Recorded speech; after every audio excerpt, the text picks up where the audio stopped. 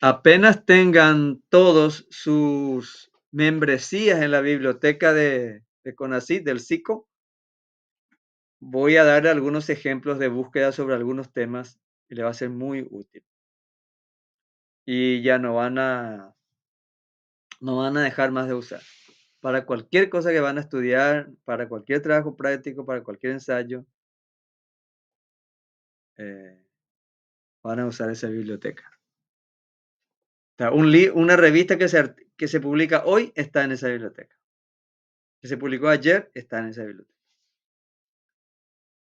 Todas las disciplinas, no solamente de psicología. Vos solo usar, Cristian, ¿verdad?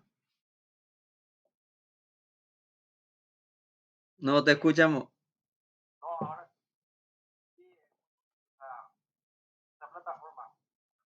Eh,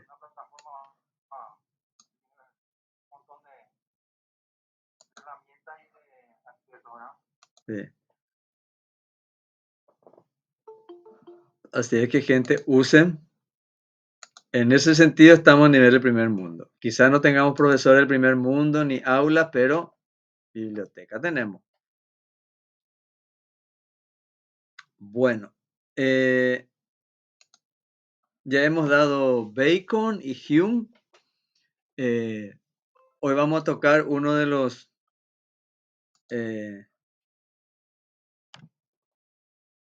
una de las columnas vertebrales de la filosofía moderna, del pensamiento en general moderno, filosófico y científico, que es Descartes, ¿verdad? En contraposición a el empirismo que habíamos visto ya anteriormente, pero ambas corrientes confluyeron en estructurar la base de lo que sería la ciencia moderna y la filosofía moderna. Bueno, esta es la bibliografía básica que ya tienen ustedes, ¿verdad? El libro de Carpio y Historia de la Filosofía, el tomo 3 de Fraile y Urdanos. Bueno, ya vimos un poco lo que fue el cambio de paradigma que se inicia en realidad en el campo científico, no en el campo filosófico. O sea, en realidad en muchos de los quehaceres humanos de la época. Porque lo que hizo Gutenberg, por ejemplo, no es ciencia ni filosofía, era un orfebre, era un técnico que cambió el mundo con su invento, ¿no? O sea, yo siempre digo que quizás el que más hizo por la educación en la historia moderna no fue ningún docente, no fue un universitario, no fue un doctor en educación, fue un humilde orfebre que inventó la imprenta moderna metálica, ¿verdad? Lo mismo, el que inventó Internet hizo más por la educación actual que todas las universidades juntas, ¿verdad? Por eso hoy podemos tener una biblioteca virtual en nuestro celular. Bueno, entonces confluyen varios tipos de saberes y de quehaceres, ¿verdad? Ya hemos visto también esto cuando vimos una introducción, hicimos en el racionalismo, así es que en el pensamiento moderno, em, como introducción al empirismo y al racionalismo ya dimos esto, ¿verdad? El antropocentrismo, o sea, el retorno a la antigüedad clásica, eh, la reivindicación del modo de vida eh, y de pensamiento, digamos, laico, independiente del pensamiento greco-latino, eh, el desplazamiento del interés por la teología al desplazamiento a los intereses humanos y políticos, el desarrollo del pensamiento, de la autonomía humanista y del subjetivismo. Eh, ¿Sí?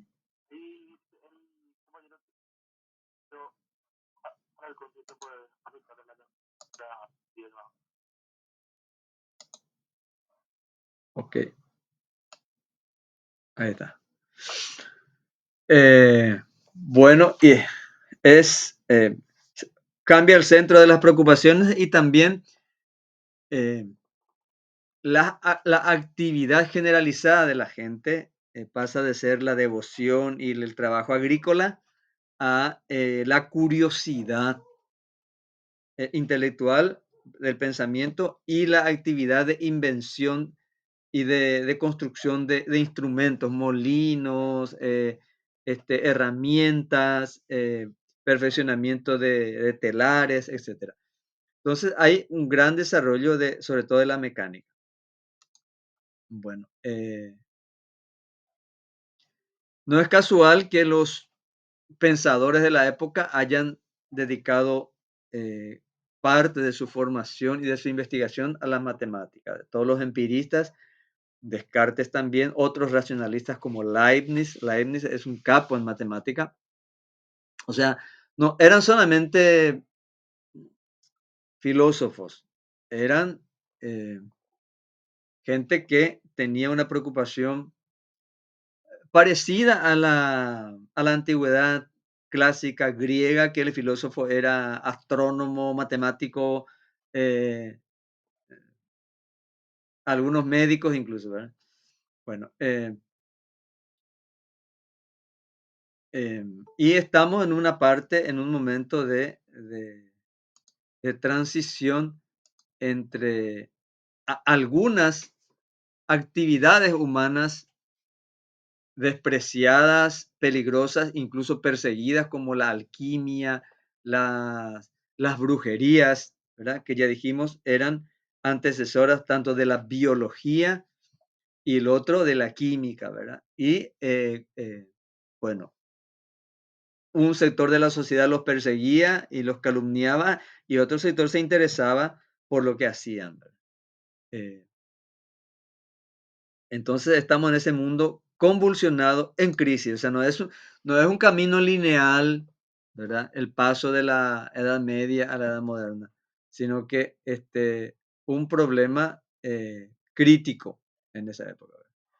Bueno, y llegamos entonces al señor Descartes, ¿verdad? Bueno, estos son los temas que tenemos que ver, ¿verdad? El método, la importancia de la duda hasta hoy, en la ciencia, en ese escepticismo científico básico que es importantísimo para el desarrollo de la ciencia. Em, Descartes es eh, entonces, están todos los cables acá.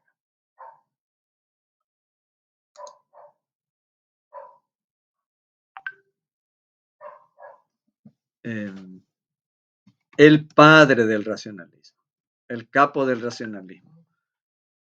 ¿Cuáles son las cuestiones principales que nos plantea Descartes? Ah, hay una fe, es importante eso, ¿verdad? O sea, siempre Carpio dice en su libro de que la filosofía es un saber sin supuestos. La ciencia tiene un supuesto, la ciencia confía en que puede conocer, no duda de su objeto, directamente toma el objeto, analiza y hace ciencia. La filosofía duda de todo. La filosofía pone en cuestión si podemos conocer, si lo que conocemos es verosímil, si el objeto que existe es real, si la realidad es fija, si cambia. O sea, no supone nada, no da por supuesto nada. Pero Carpio dice que en última instancia hay un supuesto en la filosofía. Y ese supuesto es que creemos que podemos conocer. Aunque pongamos en duda metódicamente, creemos que podemos conocer. Por eso por eso desarrollamos el pensamiento racional, y eso no se puede demostrar, o sea, de manera filosófica, es un supuesto que asumimos que podemos conocer. Y conocer significa podemos tener cosas verdaderas o verosímiles en la cabeza.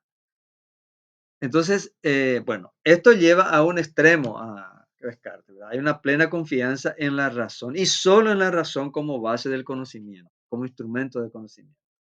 ¿Por qué solo la razón? Porque duda de, del valor del conocimiento sensible, como Platón, como todos los filósofos clásicos griegos dicen lo mismo con mayor o menor escepticismo con respecto a la percepción sensible. Pero eh, para Descartes es clave esta, esta contraposición entre lo sensible y el pensamiento racional. Entonces, la experiencia sensible un, no es garantía de conocimiento, eh, sino la razón. Y otro punto importante es la intuición intelectual, ese conocimiento, ese acceso a las ideas innatas. Este es otro supuesto importante en el pensamiento cartesiano, ¿verdad? O sea, hay una especie de umbral fijo eh, del saber verdadero, un punto de partida que no fue hecho por nosotros, que no fue inventado por nosotros, que no viene de la experiencia, que no viene de la sensibilidad, sino que es innato. Son ideas innatas que tenemos ahí. Eh, y como buen matemático, él utiliza la deducción a partir de premisas fundamentales para elaborar su sistema. Entonces, en la historia de la filosofía es considerado a Descartes como el primer racionalista, el fundador del racionalismo. Y el padre de la filosofía moderna. ¿Por qué se considera a Descartes? Ustedes dieron en el cursillo, ¿por qué se considera a Descartes el padre de la filosofía moderna? ¿Qué tiene la filosofía moderna que no tienen los anteriores?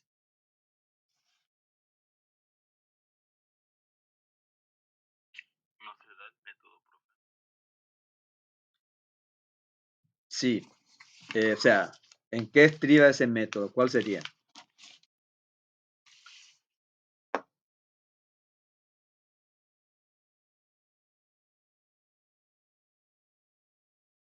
O sea, la filosofía anterior es, digamos, aristotélico-tomista, sería la gran familia de pensamiento, ¿verdad? Y la forma de hacer filosofía.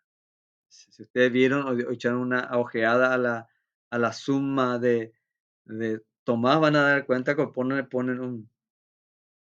una tesis y va desarrollando esa tesis, ¿verdad?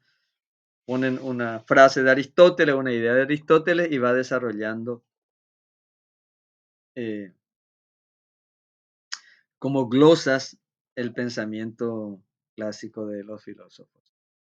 ¿Qué es lo que Descartes aporta y por qué se le considera padre de la filosofía moderna?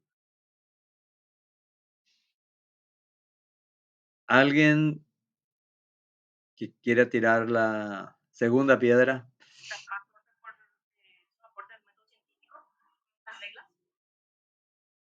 ¿Y cuáles serían estos aportes?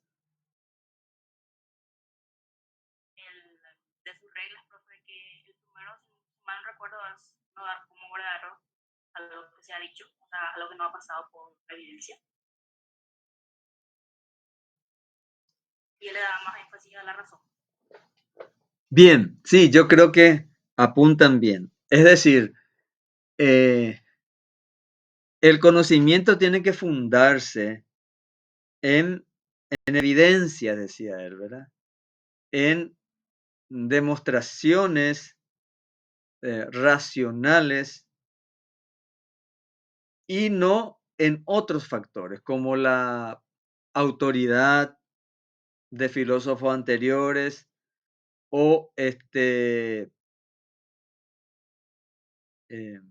inducciones a partir de experiencias del tipo el sol sale todos los días, entonces ese tipo de consideraciones rechaza Descartes y establece un método. ¿Por qué es moderno? por qué el pensamiento moderno es el padre del pensamiento moderno? Porque establece un método muy distinto de la forma de hacer filosofía anteriormente. En ese sentido es un capo Descartes, porque el, la idea del sabio medieval era una persona que conocía muchas cosas, que leyó muchos libros, que estudió metódicamente a Aristóteles o a Platón, etcétera. Entonces era un experto, sabía griego, latín, eh, entonces era un experto en el estudio de estos filósofos y sacaba conclusiones de ellos. Lo que hace Descartes es eh, cortar por lo sano. Es decir, sabio no es el que sabe muchas cosas, sino que sabe llegar a la verdad. Y para eso se necesita razonar, no leer mucho, o sea, no conocer muchas cosas, sino razonar. Eh, y entonces él descubre que hay un problema para hacer. ¿Cuáles son los problemas que tenemos para razonar? Que después retomará, como ya habíamos dicho en los primeros días de clase, después retoma Bachelard. ¿Cuáles son los problemas para razonar? Y son de índole subjetivos. ¿Cuáles son los problemas para razonar?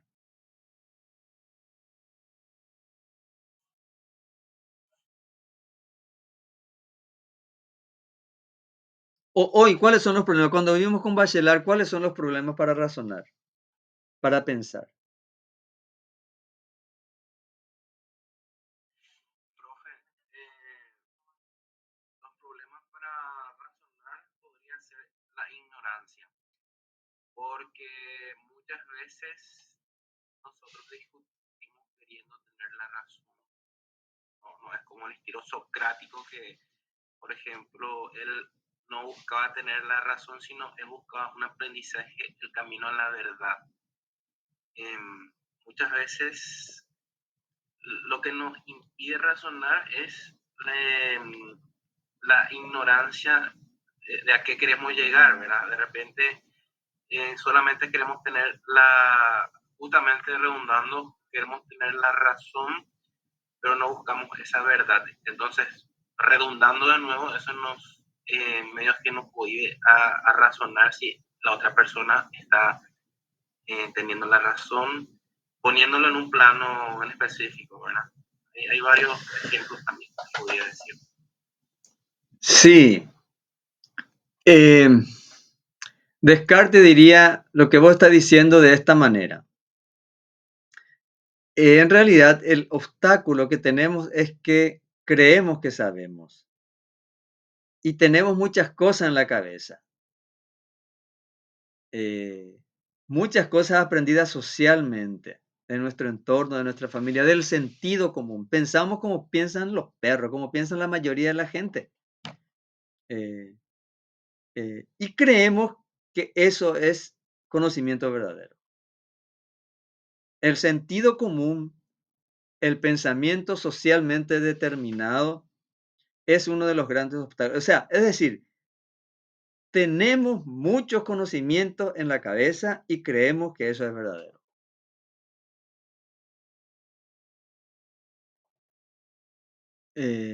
Y no sometemos a crítica. Por eso, eh, por eso Descartes instaura un método que es muy, muy interesante, que es el tema de la duda.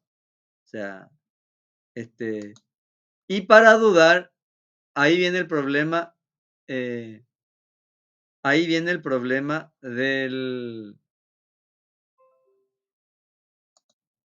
el problema subjetivo mayor. Porque uno puede dudar de algunas cosas. ¿Fue gol o no fue gol? Qué sé yo, ¿verdad? Pero hay dudas que nos llevan a chocar contra nuestro propio subjetivismo. Porque él pone en duda, por ejemplo, dice, ¿qué tal si el Dios en que creemos en realidad es un tipo que nos está embromando, nos está engañando? Es muy difícil llegar a esa duda.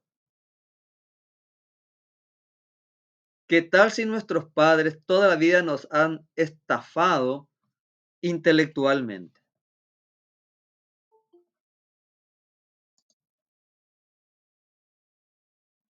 Pero no por mala intención de los padres, porque ellos también son ignorantes y nos enseñaron cosas indebidas, incorrectas. Pero nosotros creemos en ellos.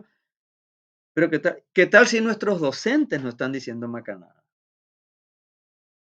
Pero por la autoridad de ellos, nosotros, bueno, y el primer cuestionamiento importante que hace Descartes es dudar de toda la sabiduría anterior. Dice, hay muchas filosofías. ¿Quién, cuál es la que tiene razón? Entonces, en vez de estudiar toda la filosofía y decir, por acá viene, no, vamos a cortar por lo sano. Ideas claras y distintas. Dudo de Dios, dudo de los sabios, dudo de los libros, dudo de la biblioteca, dudo del docente, dudo de todo. O sea, el escepticismo, el brutal escepticismo que introduce Descartes es la base del conocimiento moderno. El conocimiento moderno es el conocimiento de la duda, de la sospecha, de la desconfianza. Sí, Disculpa que te interrumpa. Tengo una pequeña no sé si tiene algo que ver o no, ¿verdad?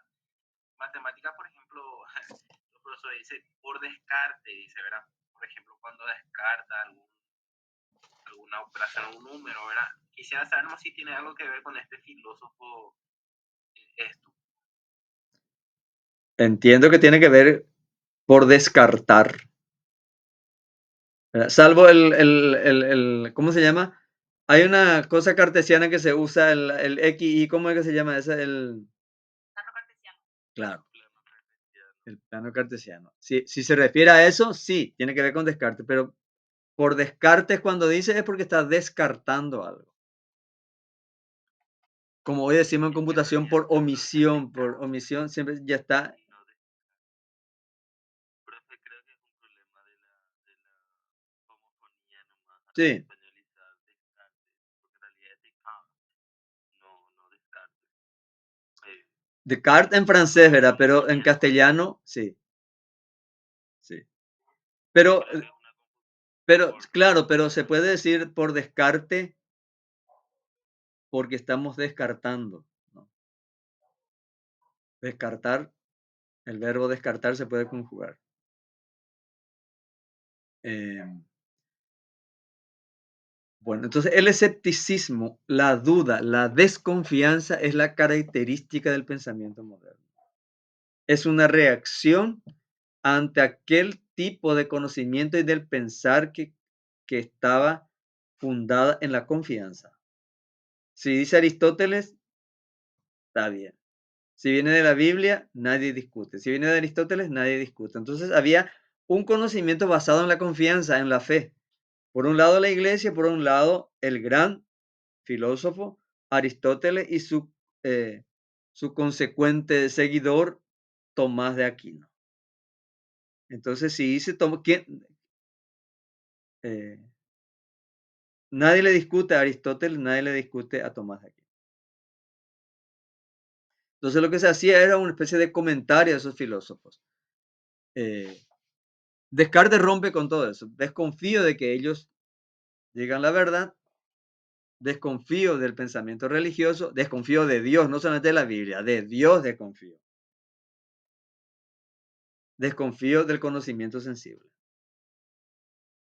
Eh, bueno, esto es la base del pensamiento científico actual.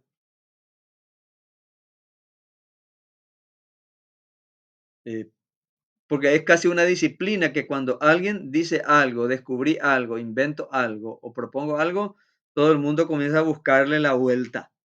Eso es la ciencia moderna. Eso es la ciencia moderna. Todo el mundo trata de atacar ese pensamiento y el propio investigador o científico trata de limitar el alcance de su investigación justamente para evitar que zozobre con las críticas que se le hace. La crítica es un segundo momento de la duda y del escepticismo que introdujo en el pensamiento moderno eh, Descartes.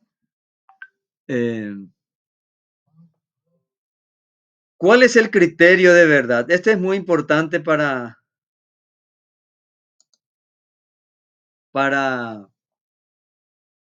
eh, entender a Descartes, entender cómo funciona su cabeza, ¿verdad? Eh, Cuando nos dicen algo, ¿qué es el conocimiento? ¿Qué es un conocimiento, verdad? ¿Qué es un nuevo conocimiento? Algo que es claro y distinto. La verdad tiene que ser clara. O sea, las explicaciones filosóficas oscuras eh, eh, no llevan a buen puerto. La verdad tiene que ser clara. Eh, Por eso también es el padre del pensamiento científico moderno, porque tiene que ser evidente para todo el mundo. No es una idea religiosa que dice yo tuve experiencia de Dios, que sé yo, no, eso es subjetivo, es este, el pensamiento, el conocimiento verdadero tiene que ser evidente para cualquiera. Y solo es algo, aporta un conocimiento cuando es distinto, no más de lo mismo, ¿verdad? Em, entonces, esta evidencia es, digamos, un punto de unión entre filosofía y ciencia que hace Descartes. Eh, entonces, el conocimiento se asienta en un producto de la racionalidad, no de la autoridad de algún filósofo o de algún profesor o de algún erudito. Ya lo dijo el premio Nobel, eso no, que además es muy común en nuestro razonamiento. Nosotros a veces justificamos muchas cosas porque lo dicen una autoridad importante, premiado o con muchos libros publicados. Entonces, eso le da, eh, con eso queremos fundamentar una afirmación. Descartes es enemigo acérrimo de este tipo de razonamiento. ¿Verdad? O sea, lo que Descartes fundó es una nueva forma de hacer filosofía, pero no significa que lo otro haya desaparecido.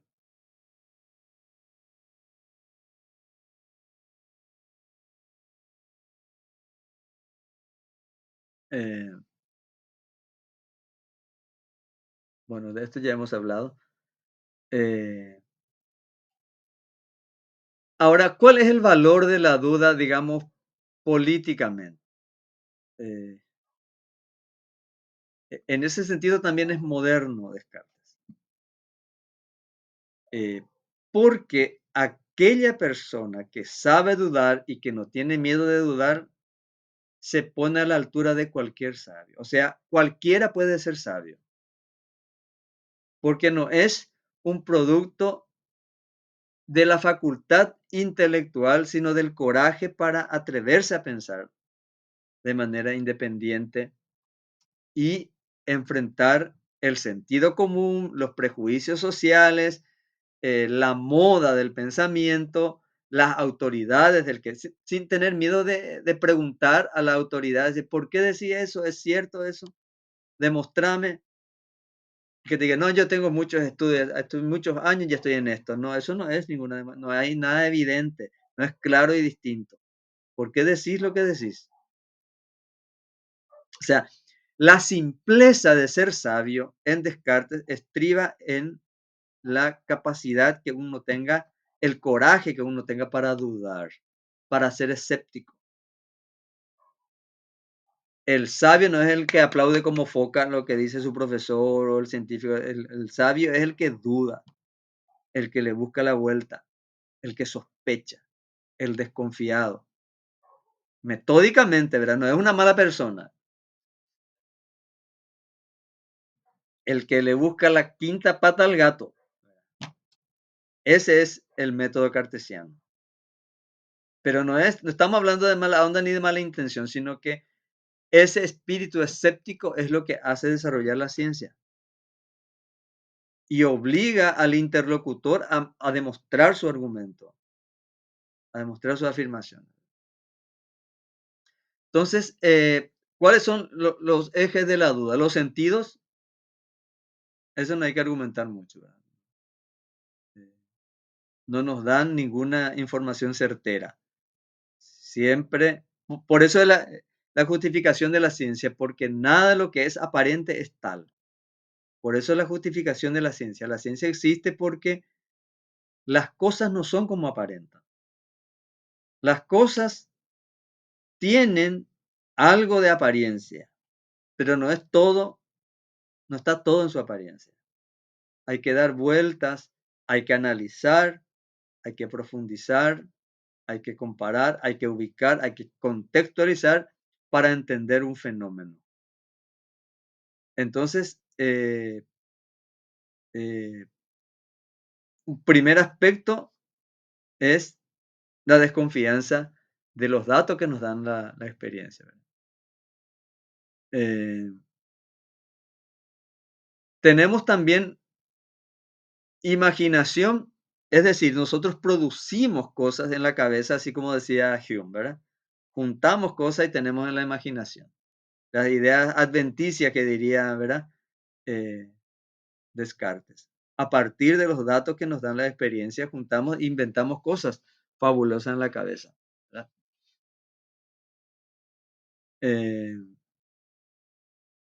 Eh, y por supuesto, la imaginación no es, aunque puede ser útil para muchas cosas, no es un criterio de verdad. Y tampoco hasta tenemos que dudar nuestro conocimiento racional. ¿Por qué?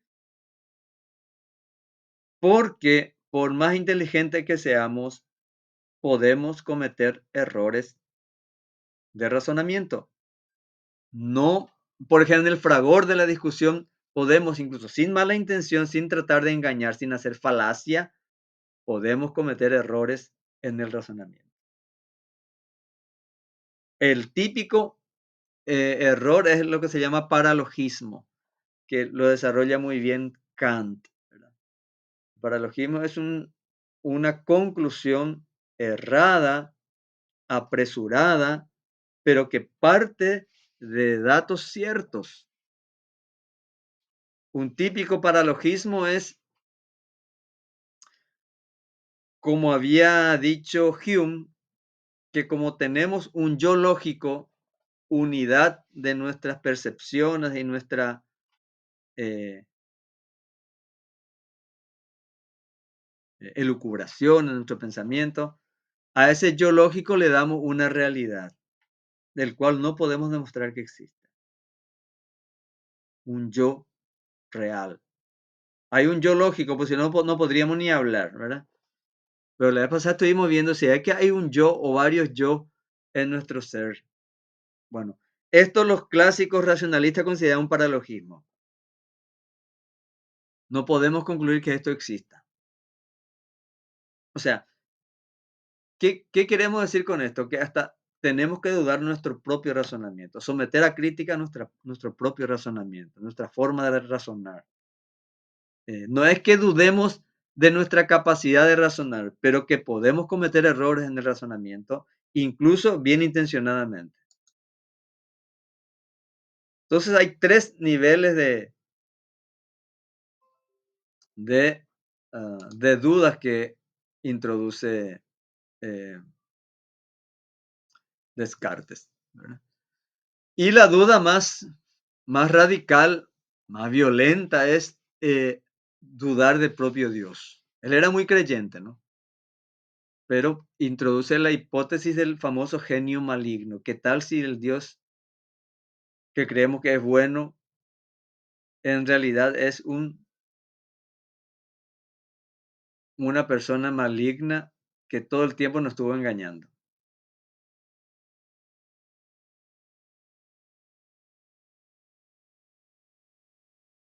Eh, bueno, hasta acá, ¿qué les parece la forma de razonamiento que hace Descartes?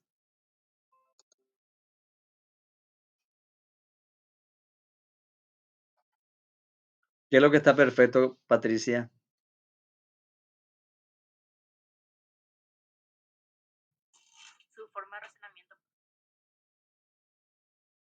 Bueno, entonces él llega a un punto que dice, bueno, yo dudo de Dios, dudo de los sentidos, dudo de mi imaginación. Mm, Muchas cosas, uno sueña en sus sueños, se imagina cosas, hace cosas, a veces tiene duda de que si eso fue real o no fue real. Dudo del conocimiento sensible, dudo de las autoridades de los sabios, de los profesores, de la iglesia, dudo de todo. Me quedo sin nada. Ah, no, pero me queda algo, dice Descartes. ¿Qué es lo que le queda? Si duda de todo, ¿qué le queda a Descartes? La capacidad de dudar. Que La duda existe, es lo único que le queda. claro, que existe un ser que duda. Existe un ser que duda.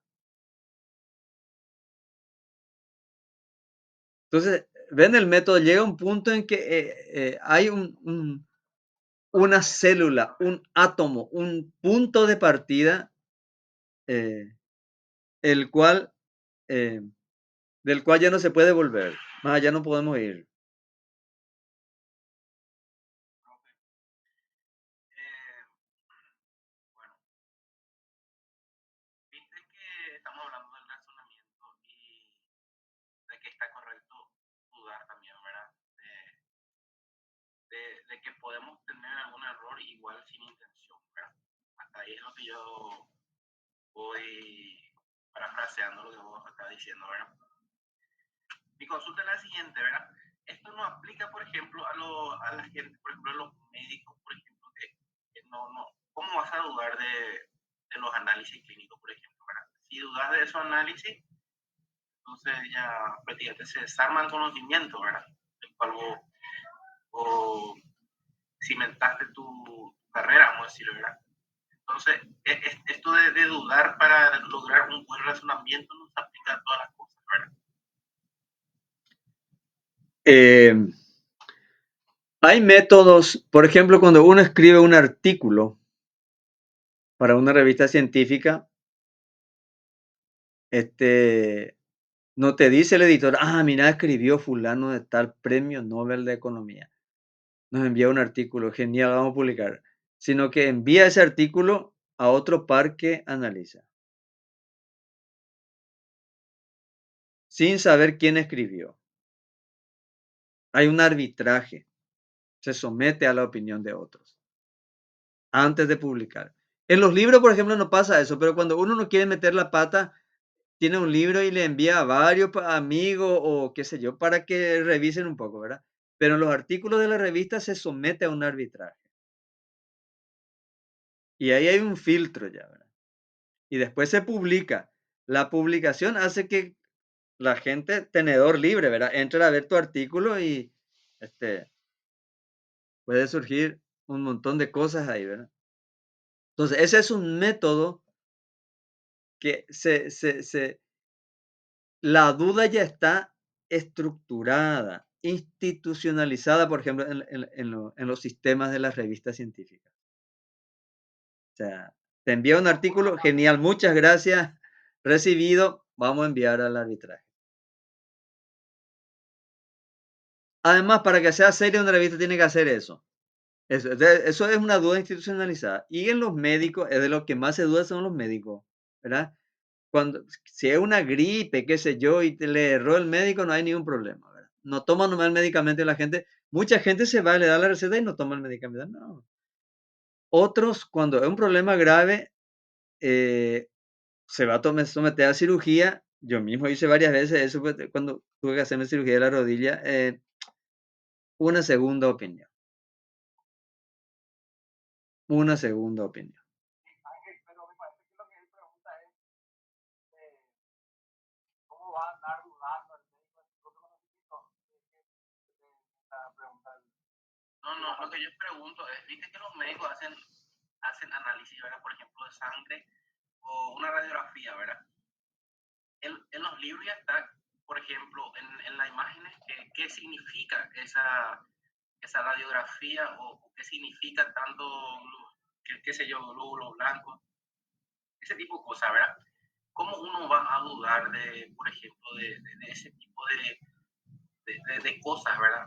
Si uno entra en duda en los resultados de los análisis, entonces no tendría sentido nada, ¿verdad? Prácticamente, a eso es lo que yo me refiero. Hay cosas que no se puede dudar, ¿verdad? Bueno, pero la duda por una cuestión subjetiva, o sea, es el primer factor para dudar es que la ciencia cambia. La vez pasada me hice yo el análisis de rutina y me dice sobre un indicador, mira, esto es así. 10 años atrás, este resultado hubiera sido una alarma, pero hoy se cambió el parámetro y lo tuyo no es grave. O sea, no es para alarmarse el indicador, pero años atrás hubiera sido ya alarmante, pero para tu edad y que de verdad está en lo normal. ¿Cambió? Cambia.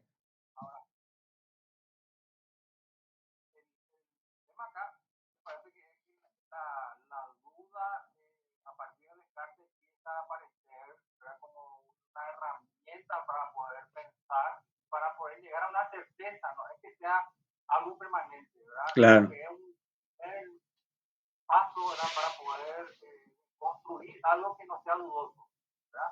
Entonces, hoy día en la ciencia tenemos, por ejemplo, que incluso cuando vos vas a escribir tu tesis, vos tenés que hacer hipótesis. ¿Qué es una hipótesis? Una hipótesis no es una aseveración, no es una afirmación, sino que es como una afirmación dudosa. Todavía no podés afirmar. Es una herramienta para poder llegar a una verdad. Algo así. claro. Y además, la duda no significa, en el caso que estás poniendo de la medicina, no significa que viene tu análisis de sangre, de orina, etcétera, y dice, no, no, no creo que sea así, yo dudo. No significa, la reacción no es, o sea, mientras nosotros tengamos instrumentos, o sea, yo tomo el micro y sé que me va a llevar donde dice que me tiene que llevar, ¿verdad? O el bol, confío en eso, ¿verdad? Ahora, en el caso de la medicina, puede ser que diga, se necesita otro tipo de análisis para llegar a otras conclusiones. No, no basta con eso. O sea, uno al ver la necesidad de que, por ejemplo, la radiografía no es suficiente para muchas cosas. Por eso inventaron otros tipos de análisis para llegar a, eh, para poder ver los cartílagos, qué sé yo, la radiografía no, que se va a hacer, ¿cómo se llama? Esos análisis de rodilla y eso, la radiografía al santo botón se hace, ¿verdad? Pero es lo único que se tenía hasta que se vio que eso no es suficiente. Hay que ir más allá. Entonces te muestra la radiografía, no, no ves nada, no significa que no haya nada. Simplemente no se captó. Entonces, esa duda favorece el desarrollo de otros instrumentos para llegar a una conclusión. Lo mismo, los análisis de sangre, ¿verdad? Eh, los distintos tipos de diagnóstico fueron producto de que la insuficiencia y la no confianza en los datos que daban los anteriores análisis. Y en el caso de un médico, para un caso que es grave, normalmente pide un nuevo análisis para asegurarse de que la cosa es como dice el primero, ¿verdad? Pero pasa a nosotros, o sea, nosotros combinamos dos cosas. Nosotros necesitamos confiar en un sentido común. O sea, aunque el bol que contraté para que me lleve, puedo dudar de que a lo mejor es un asaltante, pero en el 90% de los casos estamos confiando que nos va a llevar a buen puerto.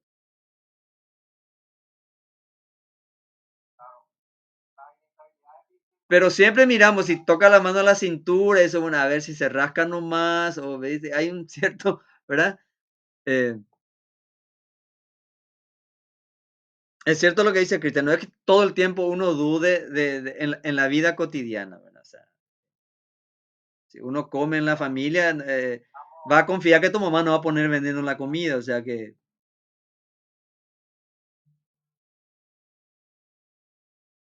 sí quería decir algo.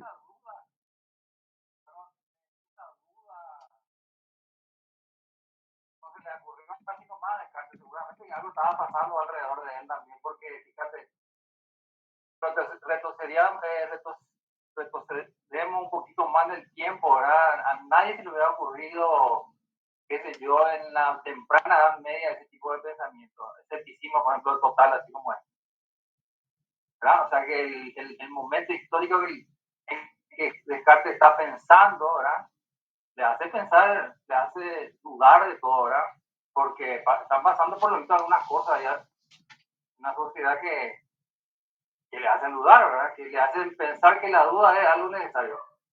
Porque, qué sé yo, en el año 1000, capaz que nadie va a poner en tela de juicio así tan radicalmente, ¿verdad? No, y iba a ser peligroso además. Sí. Por la herejía, ¿verdad, profe? Sí, es obvio que el pensamiento nunca tiene vida propia, ¿verdad? Eso siempre dijimos. Y estamos viviendo un momento en donde eclosionan diversos tipos de nuevos aprendizajes, de nuevas formas de construir conocimiento, no solamente científico ni filosófico, conocimiento de orfebres, de brujería, de muchos tipos de experimentos. Hay qué sé yo, para hacerse eso eran en medio brujo, adivino, médico, había un entrecruce de conocimientos y de actividades. Newton, no sé qué cosa era también, o sea, todo el mundo estaba en algo raro, ¿verdad? Una sociedad rara. En una sociedad rara y la voluntad de sumergirse en ese tipo de cosas, sin tener miedo. Por eso también lo del coraje de Descartes es importante, ¿verdad? O sea, no tener miedo de hundirse en nuevos experimentos, en nuevas formas de pensar y de hacer las cosas. Que es ir contra el sentido común, ¿verdad? Que es la cosa más difícil que hay. Bueno, y el Descartes es, digamos... Lo mismo pasó con Galileo, profe. Con Galileo. O sea, cuando dio su tesis sobre los planetas y el sistema solar, podría ser. Claro, eso es, digamos, el antecedente más importante en ciencia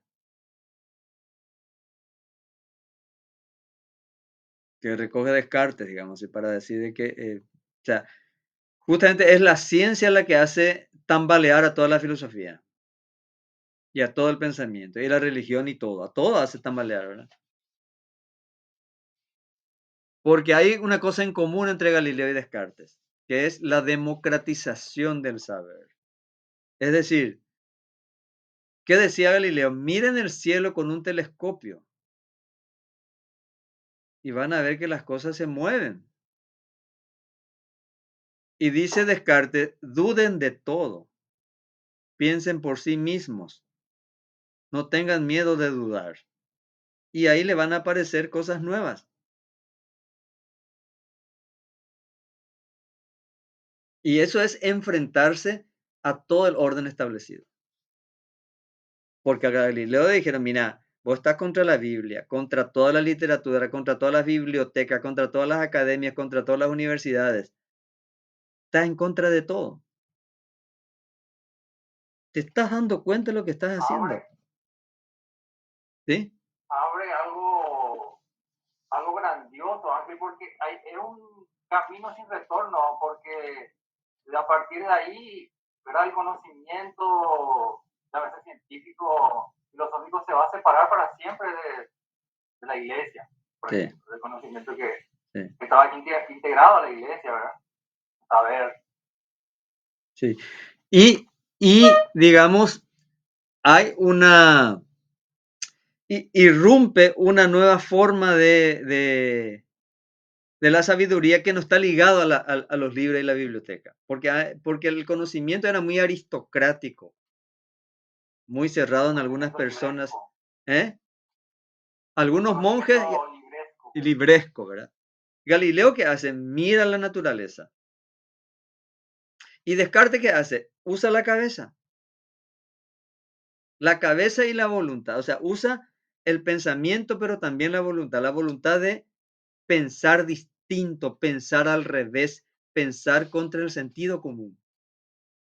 Y para eso no se necesita mucho, no hay que leer mucho. Hay que desconfiar del conocimiento corriente, metódicamente, al punto que uno dice, ¿qué tal si Dios es, es otra cosa? Eh, Y bueno, la garantía de la verdad ya no está tanto afuera, ya sino adentro, ¿verdad? En la subjetividad humana. sí.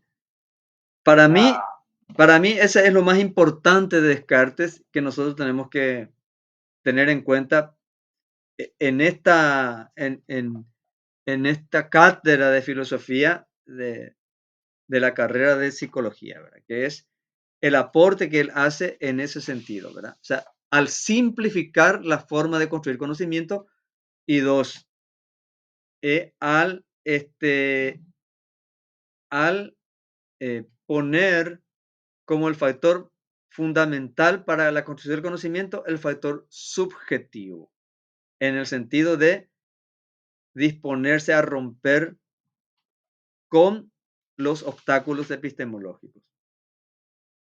El pensamiento naturalizado. Mira que el que mejor recoge para mí el pensamiento cartesiano, también es francés, es Gastón Bachelard, ¿verdad? O sea, todo, todos los factores que son subjetivos, que nos impiden el conocimiento científico. El sentido común, la experiencia primera. Miren lo que hace, lo que dice Bachelard en ese sentido es grandioso. O sea, el joven que entra al mundo de la ciencia es un viejo. Es un viejo. Tiene los prejuicios y las ideas que trae de la infancia, que entraron en su cabeza de manera acrítica. Es un viejo. Tenemos que romper su cabeza para que entre en el mundo de la ciencia. Y eso significa ponerlo en contra, metódicamente, en contra de lo que él viene pensando. En gran medida el sentido común, las creencias que trae de la infancia. Y decirle, eso entró en tu cabeza si vos no pensaste, entró nomás en tu cabeza por la autoridad de tus papás, tus catequistas. Comenzá a dudar de eso, pensá al revés, que a lo mejor no es como te dijeron. Y eso es muy difícil.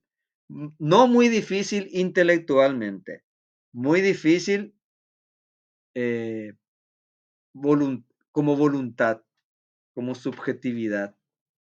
Es coraje.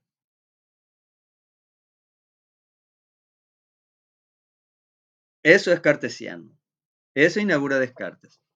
Y entonces el leitmotiv del pensamiento cartesiano y moderno es la desconfianza, el escepticismo, más que la confianza y el amén.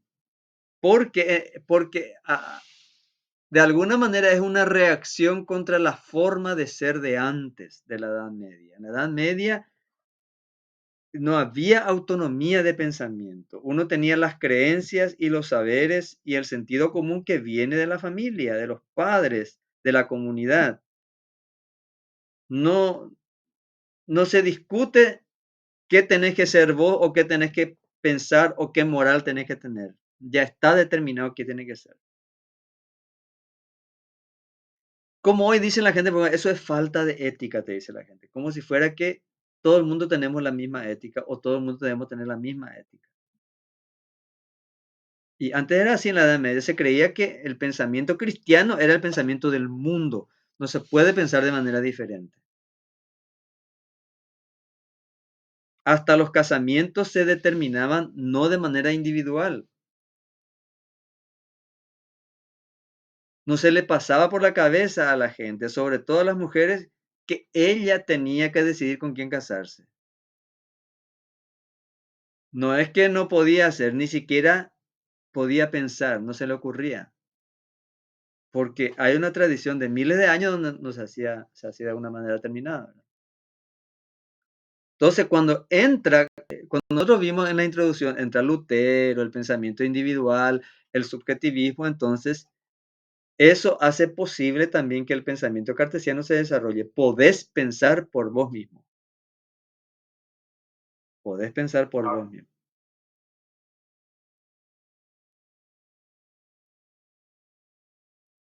Eso tenían los griegos, pero desde la Edad Media para adelante ya no. El pensamiento hegemónico era muy fuerte. Y el castigo puede ser hasta la muerte, el pensar diferente, ni siquiera hacer algo diferente. Ea, Galileo no hizo nada, pero le iban a matar por pensar diferente. Ni siquiera dijo políticamente hay que destruir tal cosa. No, yo creo que no es así como funciona el mundo. Estaba hablando de las estrellas.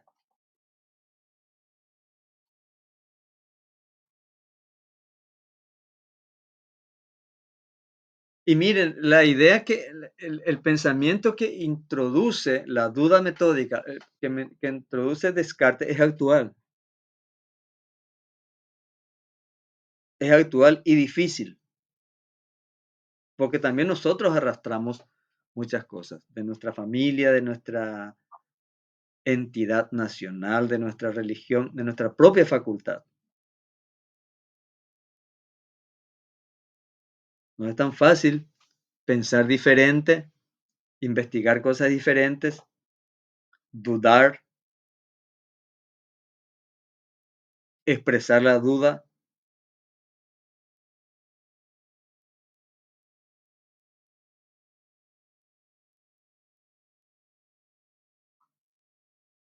Bueno,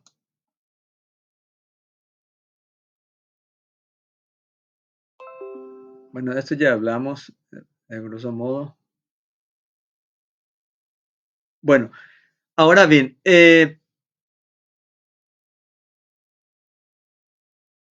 a partir de la experiencia del yo pienso, si pienso existo,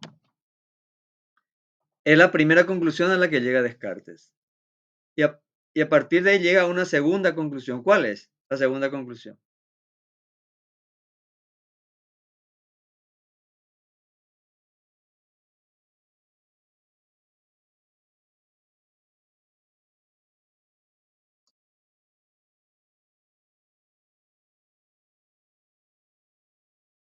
Si no pienso no existe, no sería, profe. O sea, lo contrario, lo primero. No, es claro, pienso, O dudar de todo.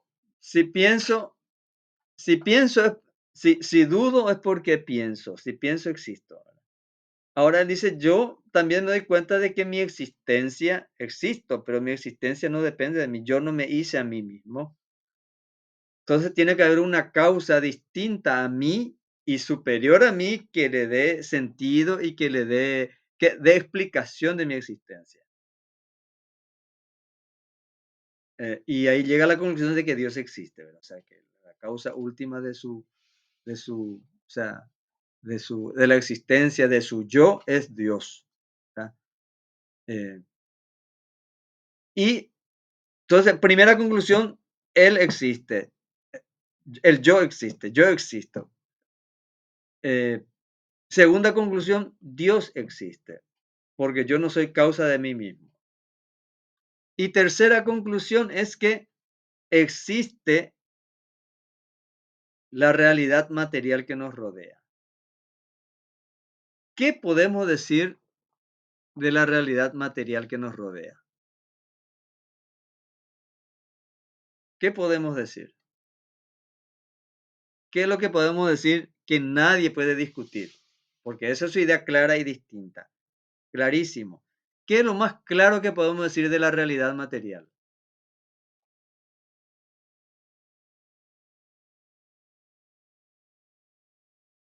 Que nadie puede discutir.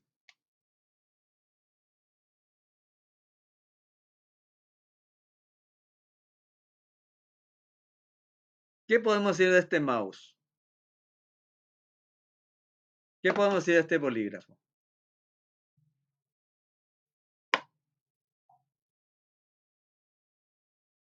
Que tiene una existencia indiscutible. Sí. ¿Qué color ven ustedes acá? Blanco. Gris. Bueno. Entonces, no podemos, ahí ya hay una discusión sobre el color. ¿Es metal o plástico?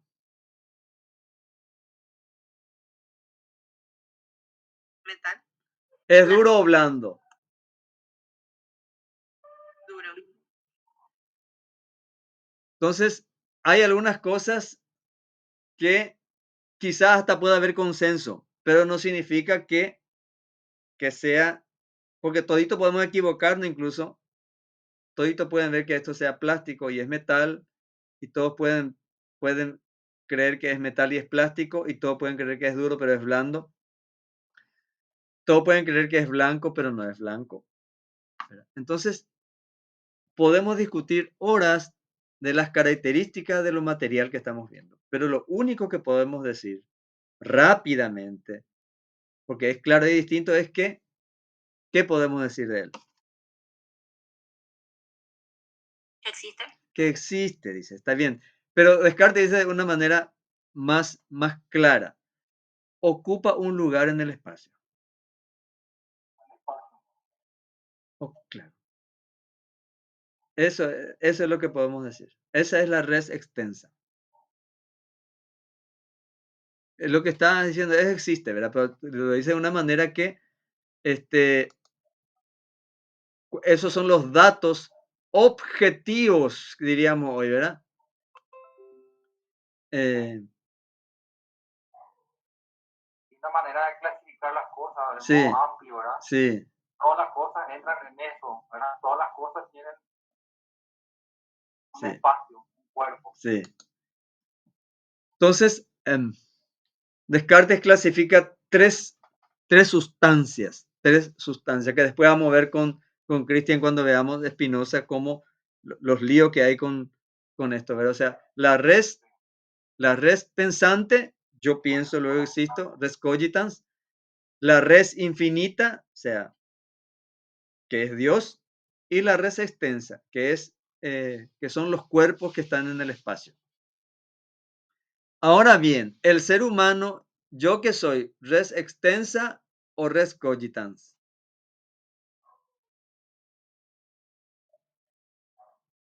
Lo que ocupan lugar en el espacio.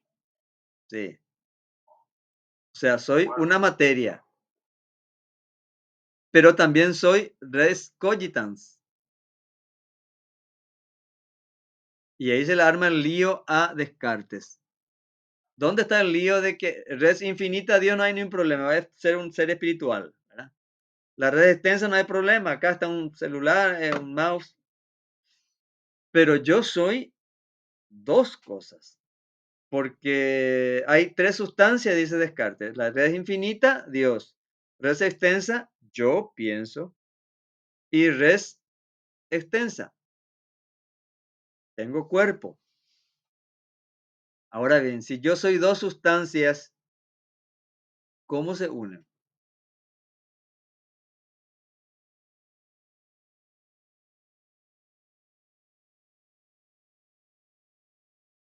Profe, por ejemplo, eh, como dijiste, o sea, pienso, existo, todo lo que ocupa un lugar en el espacio existe, ¿verdad? También, ¿verdad? Y aquello, por ejemplo, o sea, podríamos decir que, por ejemplo, la luz, nosotros no la vemos, solamente la vemos reflejada en las cosas, ¿verdad? Entonces la luz no es algo material, pero también ocupa un lugar en el espacio, ¿verdad? Bueno, hay una vieja discusión sobre qué es la luz, qué son o si son corpusculares o si son, ¿cómo se llama? Ondas en física, ¿verdad? O qué es el sonido La electricidad. o la electricidad.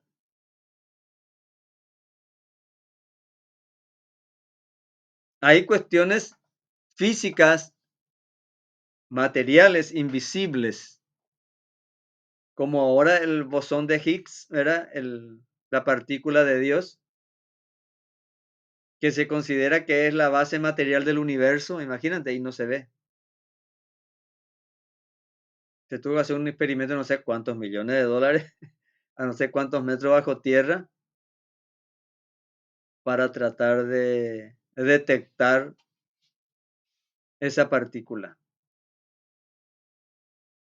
que está más allá del átomo y los electrones, protones y quarks, subquarks, etcétera, etcétera. No, Descartes está muy atrasado, o sea, no. Él está siendo fiel a su método de razonamiento. Él dice, o sea, hoy tenemos muchas cosas que podemos decir de los cuerpos, no solamente que ocupa un lugar en el espacio. Sabemos muchas cosas, ¿verdad? Del cuerpo humano, de las piedras, de los metales. Uf, podemos decir mucho más cosas porque hemos desarrollado instrumentos para medir y para detectar eso. Podemos decir cosas de las estrellas, o sea,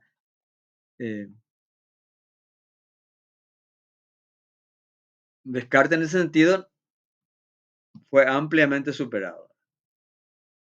Pero vayamos al problema que vamos a dejar para que después vamos a retomar seguramente con Baruch Spinoza cuando veamos, porque él pone 3 sustancias, la divina y el ser humano tiene 2 sustancias. Entonces, la pregunta es, ¿cómo se une ambas sustancias y cómo actúan juntos ambas sustancias? Y él dijo que es la glándula pineal, ¿verdad? Que es un salto inapropiado que hace de su propio razonamiento, ¿verdad? Una materia con una sustancia espiritual que nunca pudo resolver Descartes, Y trataron de resolverlo otros racionalistas como Malebranche y, ¿cómo se llamaba el otro? No me acuerdo. Que trataron, y era casi ridícula las soluciones que le daban, ¿verdad? Hasta que viene Spinoza y organiza de otra manera la forma de entender la realidad.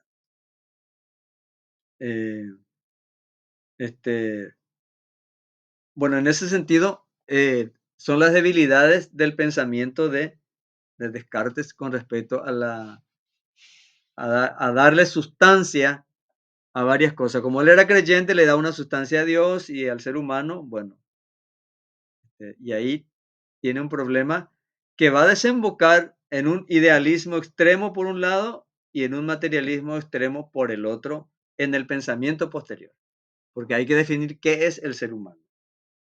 Así es, un espíritu anidado en un cuerpo, o es solamente un cuerpo, o es solamente espíritu. O sea, esa discusión también establece el punto de partida de Descartes, ¿verdad? Descartes es también el padre del dualismo moderno, ¿verdad? No solamente del pensamiento filosófico, sino del dualismo muy fuerte en el pensamiento cristiano hasta hoy. Pero a partir de ahí se va a generar una serie de ideas que van a irse por ambos lados, ¿verdad? El idealismo, después vamos a ver Kant, Hegel, y por otro lado, los materialistas franceses, que a partir de Spinoza, ¿verdad? Se desarrolla otro tipo de pensamiento para tratar de entender qué es el ser humano. Bueno, lean a Descartes. No vamos a profundizar algunos aspectos. Para mí es muy importante desarrollar el tema de la duda. Combinen con el libro de La formación del espíritu científico de Bachelard. Es muy lindo ese libro. Y para nosotros muy importante, para el desarrollo del pensamiento ¿Cómo se llama el libro, profe? Perdón. ¿Cuál? El libro que mencionaste, ¿cómo se llama? La formación del espíritu científico. Yo les había enviado eso. Pero Eso está en el portal, ¿verdad? sí, pero pueden encontrar en acá.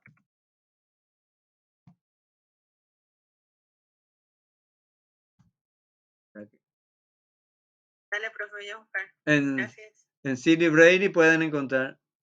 Profe, creo que nos habías enviado un documento donde estaban los enlaces. Estaba ese libro de Bachelard ahí. Sí, está también, creo. Todo lo que yo le estoy dando para leer, les envié. Está en la bibliografía del material. En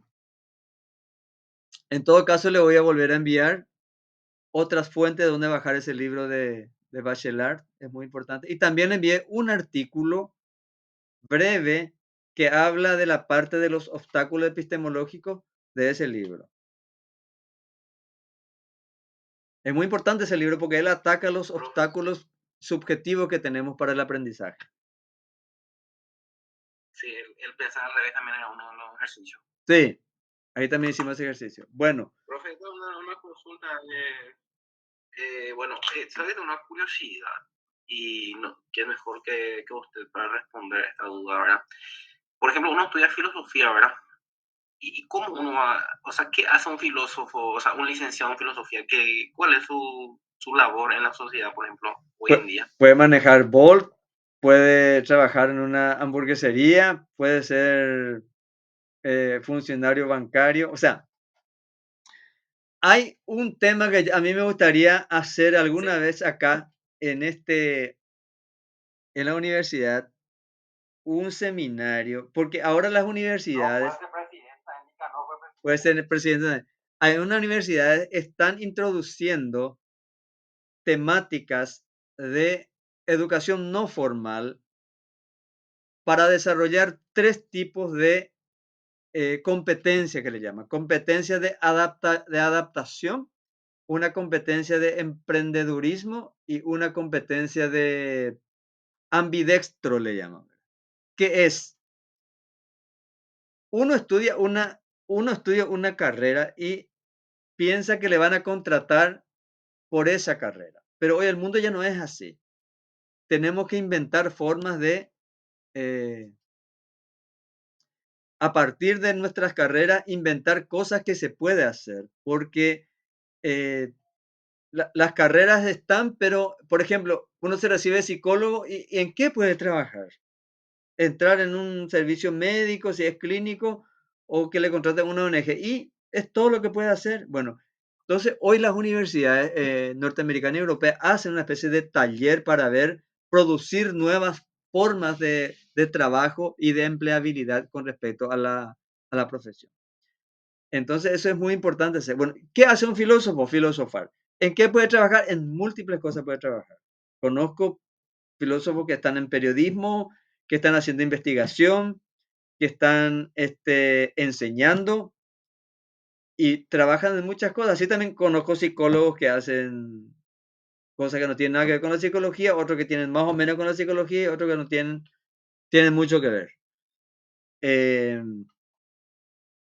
eh, Normalmente la orientación de la facultad es para que el egresado de filosofía sea docente, ¿verdad? Eh, Colegio, etcétera, ¿verdad? Pero normalmente yo tengo alumnos que están en banco y eso están trabajando, ¿verdad? O sea, y otros trabajan en otro tipo de instituciones, trabajan en ONGs, algunos hacen investigación, otros hicieron maestrías en otras disciplinas, ¿verdad?